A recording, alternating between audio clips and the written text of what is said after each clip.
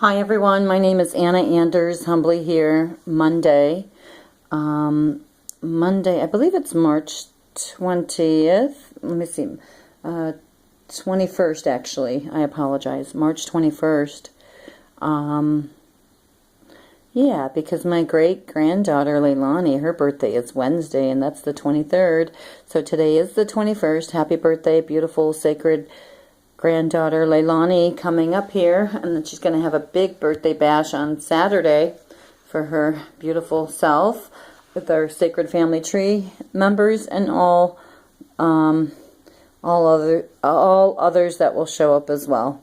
I'm humbly Anna Anders, the founder of 4GLOBALPEACE.com, and I'm going to do a prayer meditation session right now. Thank you for being so patient. I can't wait till I get my activist room done so I can start standing in front of the camera and shooting my YouTube videos here once again. So, humbly, after a moment of silence, followed by the serenity prayer for the sick and suffering on the planet from local to global. Thanks for sharing this session with me. I'm humbly Anna Anders, the founder of 4GLOBALPEACE.com. Thank you.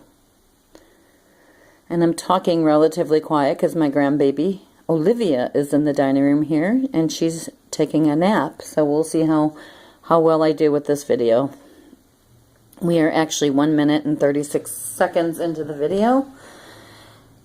So again, after a moment of silence, followed by the serenity prayer.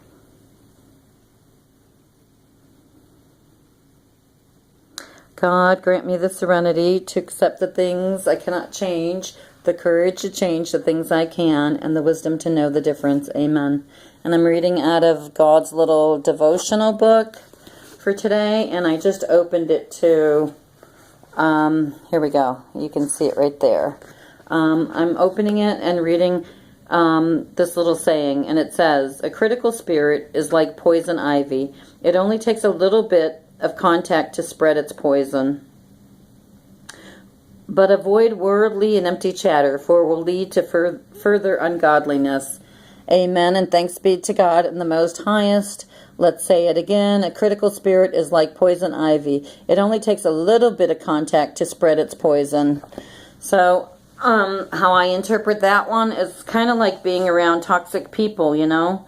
They're going to be toxic no matter what, and all we can do is have our boundaries physically, emotionally, spiritually with them, and so be it, you know, and detach and let go and let God with it.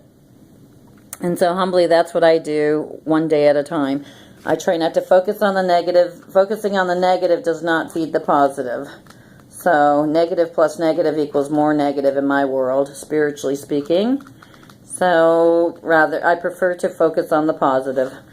The next book that I'm going to read out of here today, and I haven't read out of here in a long while, but I'm looking forward to what the message says. And this would be a Cherokee Feast of Days meditation book. It's pretty wrinkled, as you can see, but it's been a long time since I've read out of it. So here we go. March 21st, 2016. Other people have problems the same way we do. If they get loud about them, we don't have to react. Let me repeat this. Other people have problems the same way we do. If they get loud about them, we don't have to react. Resistance makes difficult times even more difficult to handle. It helps not to threaten, but to let things cool down naturally. The Cherokee word for this is to he-ji-se-di, making peace, or peace for the earth. Forgiveness seems to be a necessity for so many things that are so wrong with the world. Forgiveness never degrades but elevates, and it is not to let someone get away with something, but to free ourselves from the entanglement or the struggle of it. It frees us from the bitterness and the resentments that can make us sick, and can help heal the sickness if it's already there.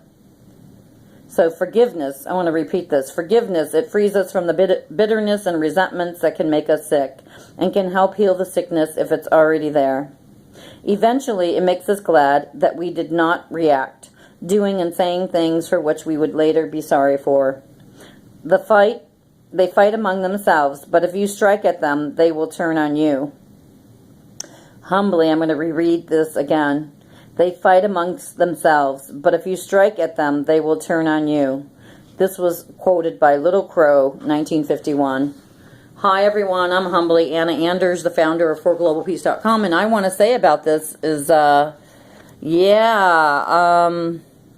lately it's been a great spiritual exercise to have and to be and to participate in and to try to respond and not react humbly here at home. It's been quite the challenge, but as you can hear, I think you can hear a semblance of serenity and peace and strength in my voice. So, and I've given voice. I love to give voice for the voiceless, if you will, and that's the whole gist of 4GLOBALPEACE.com, if you will. And more recently here, I've had to give voice for my own self and being humbly honest about my own turmoil privately with my private relationships and sometimes what feels like relationships, if you will. So, and I've had to call upon my children too for their support here as of recently. See, in Arizona, I could not call upon no family because I didn't have anyone there. I had God and Anna, okay? And my significant other had herself, her friends, her support environment, and her family members for herself. But honestly, I didn't have anyone. I mean, I had my so-called friends, but I got to tell you, one by one, they fell over as they betrayed on emotional and spiritual levels. So for me today, I want relationships with an S at the end, not a T-I-S. I want relationships, not relationships. I got to shut off the video and I'll come back.